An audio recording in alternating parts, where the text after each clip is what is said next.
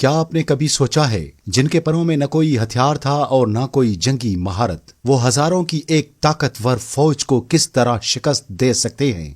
ایک ایسی فوج جو اپنے وقت کی سب سے مضبوط اور منظم فوج تھی، جس کے پاس ہاتھی جیسے عظیم اور طاقتور جانور تھے، جن کا مقصد صرف ایک تھا، اللہ کے مقدس گھر یعنی خانہ کعبہ کو تباہ کرنا۔ آج ہم آپ کو لیے چلتے ہیں عام الفیل کے اس حیرت انگیز واقعے کی طرف، جو تاریخ میں ہمیشہ کے لیے زندہ رہے گا، جو سننے والوں کے دل دہلا دیتا ہے، آنکھوں کو حیرت میں ڈال دیتا ہے، اور اللہ کی بے پناہ قدرت کا ایک ایسا مظاہرہ کرتا ہے جسے تاریخ میں ہمیشہ کے لیے محفوظ کر دیا گیا ہے۔ یہ کہانی صرف ایک واقعہ نہیں ہے، بلکہ اللہ کی قدرت اور اس کے وعدوں کی حقانیت کی سب سے بڑی گواہی ہے۔ آج ہم آپ کو لیے چلتے ہیں اس وقت کی طرف جب ظالموں کے غرور اور تکبر کو اللہ تبارک و تعالیٰ کے حکم سے خاک میں ملا دیا گیا۔ یہ واقعہ صرف ایک حیرت انگیز داستان نہیں، بلکہ قرآن مجید میں بیان کی گئی بڑی نشانیوں میں سے ایک ہے۔ قرآن پاک میں اللہ پاک نے سورہ فیل میں اس واقعے کو یوں بیان کیا ہے، جس کا مفہوم ہے، کیا آپ نے نہیں دیکھا کہ آپ کے رب نے ہاتھی والوں کے ساتھ کیا کیا؟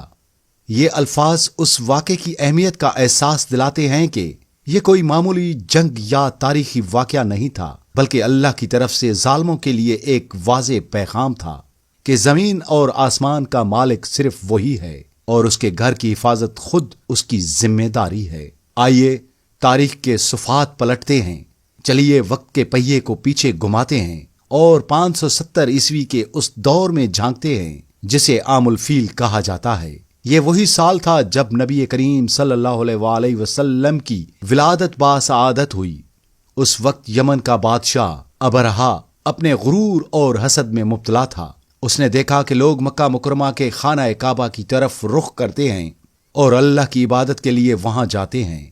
یہ بات ابرہہ کو پسند نہ آئی، کیونکہ وہ چاہتا تھا کہ لوگ یمن آئیں اور اس کے بنائے ہوئے گرجا گھر میں عبادت کریں۔ لیکن ابرہہ کو کیا معلوم تھا کہ اس کا غرور اور تکبر اس کے لیے ہلاکت کا سامان بن جائے گا۔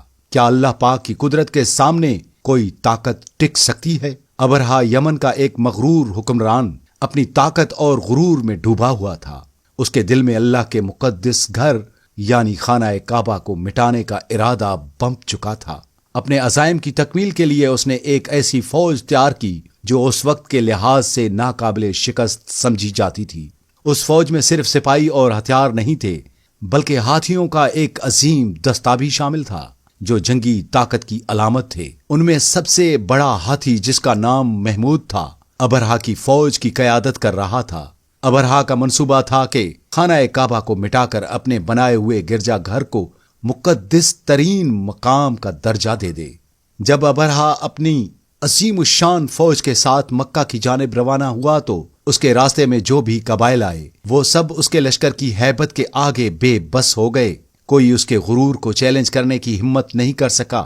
ابرہہ کو یقین تھا کہ مکہ پہنچ کر وہ خانہ کعبہ کو منہدم کر دے گا اور کوئی اس کے راستے میں کھڑا نہیں ہو سکے گا۔ جیسے جیسے ابرہہ کی فوج مکہ کے قریب پہنچتی گئی، ایک بے یقینی اور خوف کا عالم چھا گیا۔ مکہ کے رہائشیوں کے پاس نہ ہتھیار تھے، نہ فوج، نہ ہی کوئی جنگی منصوبہ، لیکن ان کے دل اللہ کی قدرت پر یقین سے بھرے ہوئے تھے۔ جب ابرہہ اپنی فوج کے ساتھ مکہ مکرمہ پہنچا تو اس نے مکہ کے لوگوں پر اپنی برتری ظاہر کرنے اور انہیں خوفزدہ کرنے کے لیے خانہ کعبہ کے اطراف میں رہنے والے لوگوں کے مال و اسباب لوٹنے کا حکم دیا۔ اس میں عبد المطلب کے اونٹ بھی شامل تھے، جو مکہ مکرمہ کے معزز ترین بزرگ اور خانہ کعبہ کے متولی تھے۔ عبد المطلب نے، جو قریش کے سردار بھی تھے، اپنے ضبط اور حکمت سے کام لیا اور ابرہہ کے سامنے جانے کا فیصلہ کیا۔ ابرہہ، جو اپنی شان و شوکت اور طاقت کے غرور میں مبتلا تھا، جب عبد المطلب کو اپنے دربار میں آتے دیکھا تو اس کی شخصیت اور وجاہت سے متاثر ہوئے بغیر رہ نہ سکا۔ عبد المطلب کی وقار سے بھرپور شخصیت اور ان کی بات کرنے کا انداز ابرہہ پر گہرا اثر ڈال رہا تھا۔ ابرہہ نے کہا، کیا تم اس مقدس گھر کی حفاظت کے لیے کچھ نہیں کہو گے جس کی تم عبادت کرتے ہو؟ یہ سوال ایک طنز تھا جو ابرہہ کی طاقت اور خانہ کعبہ کے کمزور دکھنے والے دفاع پر مبنی تھا۔ عبد المطلب نے نہایت سکون اور یقین کے ساتھ جواب دیا، میں اپنے اونٹوں کا مالک ہوں اور اپنے اونٹ واپس چاہتا ہوں۔ جہاں تک خانہ کعبہ کی بات ہے، اس کا مالک اللہ ہے اور وہی اس کی حفاظت کرے گا۔ یہ جملہ نہ صرف عبد المطلب کے ایمان کی گہرائی کو ظاہر کرتا ہے، بلکہ یہ بھی ہے کہ انہوں نے اللہ پر اپنے مکمل بھروسے کا اعلان کیا۔ اس وقت عبد المطلب نے نہ کوئی جنگ یا ہتھیار اٹھانے کے بجائے اللہ کی قدرت پر توکل کیا۔ یہ واقعہ ہمیں سکھاتا ہے کہ جب کوئی انسان اپنی کمزوری کو سمجھ کر اللہ پر مکمل بھروسہ کرتا ہے تو اللہ خود اس کے لیے راستے بناتا ہے۔ قرآن اور احادیث میں توکل کی اہمیت کچھ یوں بتائی گئی ہے۔ عبد المطلب کا یہ یقین ہمیں قرآن مجید کی آیات کی یاد دلاتا ہے، جہاں پر اللہ تعالیٰ ارشاد فرماتا ہے، جس کا مفہوم ہے، اور جو اللہ پر بھروسہ کرے گا تو وہ اسے کافی ہے۔ رسول اللہ صلی اللہ علیہ وآلہ وسلم بھی توکل کی اہمیت کو واضح کیا ہے۔ اگر تم اللہ پر ایسے بھروسہ کرو جیسے بھروسہ کرنے کا حق ہے تو وہ تمہیں ایسے رزق دے گا جیسے پرندوں کو دیتا ہے، جو صبح خالی پیٹ جاتے ہیں اور شام کو بھرے پیٹ واپس آتے ہیں۔ ابرہہ جو توقع کر رہا تھا کہ عبد المطلب اس سے اپنے مقدس گھر کی حفاظت کے لیے مدد کریں گے، عبد المطلب کی یہ بات سن کر حیرت میں ڈوب گیا۔ اس نے عبد المطلب کے اونٹ واپس کر دیے، لیکن خانہ کعبہ پر حملے کے اپنے ارادے سے پیچھے نہ ہٹا۔ عبد المطلب نے خانہ کعبہ کی دہلیز پر جا کر ایک انتہائی عاجزانہ دعا کی، جس میں انہوں نے اللہ سے اپنے گھر کی حفاظت کرنے کی درخواست کی۔ وہ دعا کرتے ہوئے کہہ رہے تھے، یا اللہ، ہر کوئی اپنے گھر کی حفاظت کرتا ہے، تو بھی اپنے گھر کی حفاظت فرما۔ یہ الفاظ عبد المطلب کے ایمان کی گواہی دیتے ہیں اور یہ ثابت کرتے ہیں کہ جب انسان اپنی استطاعت سے باہر کسی مشکل کا سامنا کرتا ہے تو صرف اللہ ہی اس کا سہارا ہوتا ہے۔ جیسے ہی ابرہہ کی فوج مکہ مکرمہ کی حدود میں داخل ہو رہی تھی، ایک عجیب اور غیر معمولی صورتحال نے اس کے لشکر کو گھیر لیا۔ وہ جو فتح کے یقین کے ساتھ آگے بڑھ رہا تھا، اچانک اپنی ہی طاقت پر شک کرنے لگا۔ آسمان پر ایک پر اسرار حرکت شروع ہوئی اور فضا میں ایک غیر معمولی سی خاموشی چھا گئی۔ اس کی فوج کو ایک ایسی چیز کا سامنا ہوا جس کا اس نے کبھی تصور بھی نہیں کیا تھا۔ کیا ہوا تھا؟ کیا واقعی اللہ نے اپنے گھر کی حفاظت کے لیے کچھ بھیج دیا تھا؟ کیا ابرہہ جانتا تھا کہ اس کے لشکر کے لیے اللہ کی طرف سے موت کا پیغام آ رہا ہے؟ کیا وہ سمجھتا تھا کہ اس کا غرور خاک میں ملنے والا ہے؟ یہ واقعہ عرب کی سرزمین پر پیش آیا، ایک ایسا وقت جب کعبے کے گرد اندھیرا چھا رہا تھا اور ظالم بادشاہ ابرہہ اپنی فوج کے ساتھ یمن سے نکل پڑا تھا۔ ابرہہ کا منصوبہ تھا کہ خانہ کعبہ کو مٹا کر اپنے تعمیر کردہ گرجا گھر کو مقدس ترین مقام بنا دے۔ لیکن پھر کیا ہوا؟ جب ابرہہ کی فوج مکہ کے قریب پہنچی تو یہ وہ لمحہ تھا جب تاریخ کے صفحات میں اللہ کی بے پناہ قدرت کے ایک مظہر کے طور پر محفوظ ہو گیا۔ آسمان پر اچانک ایک غیر معمولی منظر دیکھا گیا۔ چھوٹے پرندوں کے جھنڈ، جنہیں قرآن میں اس طرح بیان کیا گیا ہے، چھوٹے جھنڈوں میں آنے والے پرندے، کہا آسمان پر نمودار ہوئے۔ یہ پرندے اپنی چونچوں اور پنجوں میں چھوٹے پتھر اٹھائے ہوئے تھے۔ ان پتھروں میں کوئی عام قوت نہیں تھی، یہ اللہ کی جانب سے ایک عذاب تھا جو ابرہہ کی مغرور فوج کو ہلاک کرنے کے لیے بھیجا گیا تھا۔ یہ منظر قرآن مجید کی سورہ فیل میں بیان کیا گیا ہے، جہاں پر اللہ پاک ارشاد فرماتا ہے، جس کا مفہوم ہے، کیا تم نے نہیں دیکھا کہ تمہارے رب نے ہاتھی والوں کے ساتھ کیا کیا؟ کیا ان کی چال کو ناکام نہیں بنا دیا اور ان پر پرندے جھنڈ کے جھنڈ بھیجے جو ان پر کنکریوں کے پتھر برسا رہے تھے اور انہیں کھائے ہوئے بھوسے کی مانند کر دیا۔ سورہ فیل آیت نمبر 1 سے 5 تک۔ یہ پرندے کوئی عام پرندے نہیں تھے، ان کے آنے کا وقت، ان کی تعداد اور ان کے ساتھ موجود پتھر سب اللہ کی حکمت کا ایک حصہ تھے۔ ہر پرندے کے پاس 3 کنکریاں تھیں، ایک چونچ میں اور 2 پنجوں میں۔ یہ کنکریاں عام کنکریاں نہیں تھیں، بلکہ اللہ کی جانب سے تیار کیے گئے یعنی آگ سے سخت کیے گئے پتھر تھے، جنہیں اللہ نے ان کی تباہی کے لیے مخصوص کیا تھا۔ یعنی آگ سے سخت کیے گئے پتھر تھے کے بارے میں علماء نے کہا ہے کہ یہ پتھر غیر معمولی حد تک سخت اور جلانے والی تاثیر رکھتے تھے۔ ان کی خاصیت یہ تھی کہ یہ کسی بھی جسم پر گرتے تو اسے مکمل طور پر ہلاک کر دیتے۔ روایات کے مطابق یہ پرندے یمن کے علاقے کی طرف سے آئے تھے اور اللہ کے حکم سے ہر اس سپاہی کو نشانہ بنایا جو خانہ کعبہ کو نقصان پہنچانے کی نیت سے آیا تھا۔ ابن کثیر نے اپنی تفسیر میں اس واقعے کی تفصیل بیان کی ہے کہ ہر پتھر کسی مخصوص شخص کو نشانہ بناتا اور وہ فوراً ہلاک ہو جاتا، اس کے جسم میں زخم پیدا ہوتا اور وہ آہستہ آہستہ ختم ہو جاتا۔ حدیث پاک میں رسول اللہ صلی اللہ علیہ وآلہ وسلم نے ارشاد فرمایا، جس کا مفہوم ہے اللہ نے اصحاب فیل کے واقعے میں اپنی قدرت کی سب سے بڑی نشانی دکھائی تاکہ لوگ جان لیں کہ اللہ کے گھر کی حفاظت خود وہی کرتا ہے اور کسی انسان یا طاقت کو اس پر غلبہ حاصل نہیں ہو سکتا۔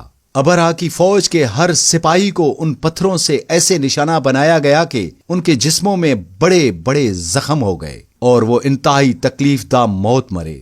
ان کے جسم کا گوشت جھڑنے لگا اور وہ انتہائی تکلیف دہ موت مرے۔ قرآن مجید میں اللہ نے ان کے انجام کو یوں بیان کیا ہے، جس کا ترجمہ ہے اور انہیں کھائے ہوئے بھوسے کی مانند کر دیا۔ سورہ فیل آیت نمبر 5۔ یہ تشبیہ اس وقت کے لوگوں کے لیے انتہائی واضح تھی، کیونکہ کھیت کے کھائے ہوئے بھوسے کو ہوا اڑا لے جاتی ہے اور اس کی کوئی حیثیت نہیں باقی رہتی۔ اللہ پاک نے ان کی فوج کو بھی ایسا ہی کر دیا کہ ان کی طاقت کا غرور مٹی میں مل گیا۔ تصور کریں، وہ کنکر آسمان سے گر رہے تھے اور جیسے ہی وہ فوجیوں یا ہاتھیوں کو چھوتے وہ ان کے جسموں کو چیرتے ہوئے انہیں موت کے گھاٹ اتار دیتے۔ پوری فوج جو ایک ناقابل شکست قوت سمجھی جاتی تھی زمین پر گر کر تڑپنے لگی۔ یہ ایک لمحے کے لیے رک کر سوچیں، یہ کون کر سکتا ہے؟ کیا انسان کی طاقت اس قابل ہے؟ نہیں، یہ اللہ کی قدرت تھی جو انسان کو اس کی حیثیت یاد دلانے کے لیے کافی تھی۔ امام طبری نے اپنی مشہور کتاب میں اس واقعے کو بیان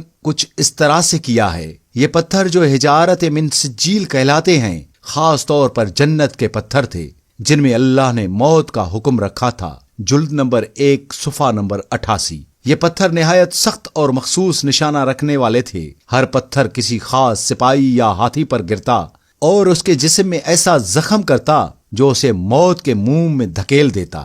اللہ کی طرف سے آنے والی اس سزا نے ابرہہ کے لشکر کو مکمل طور پر تباہ کر دیا۔ نبی اکرم صلی اللہ علیہ وآلہ وسلم نے ارشاد فرمایا، اللہ ہر ظالم کو اس کے غرور کے ساتھ ہلاک کرتا ہے اور اس کے غرور کو زمین میں دفن کر دیتا ہے۔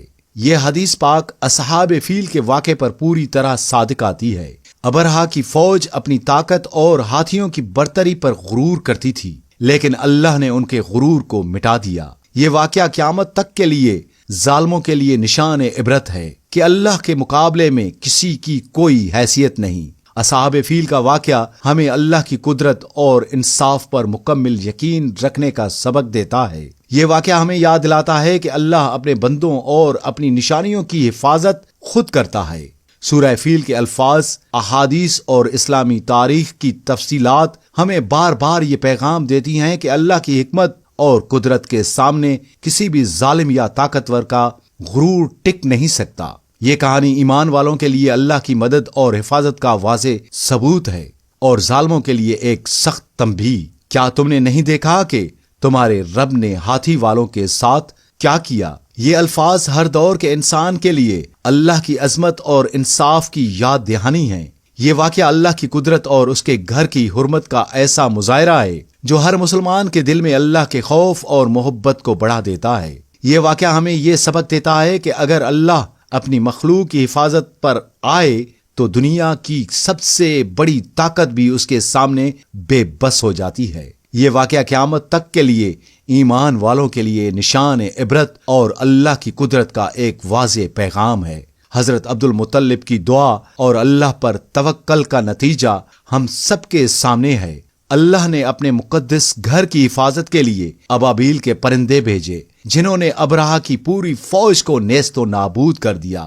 یہ واقعہ تاریخ میں اللہ کی قدرت کا ایک ایسا ناقابل فراموش مظہر بن گیا جس کی گواہی قرآن مجید کی سورہ فیل میں ہمیشہ کے لیے محفوظ کر دی گئی ہے۔ یہ واقعہ ہمیں سبق دیتا ہے کہ جب انسان اللہ پر بھروسہ کرتا ہے تو دنیا کی سب سے بڑی طاقت بھی اس کے سامنے ہیچ ہو جاتی ہے۔ جزاکم اللہ خیرہ۔ ملتے ہیں ایک اور ویڈیو کے ساتھ، تب تک کے لیے اللہ حافظ۔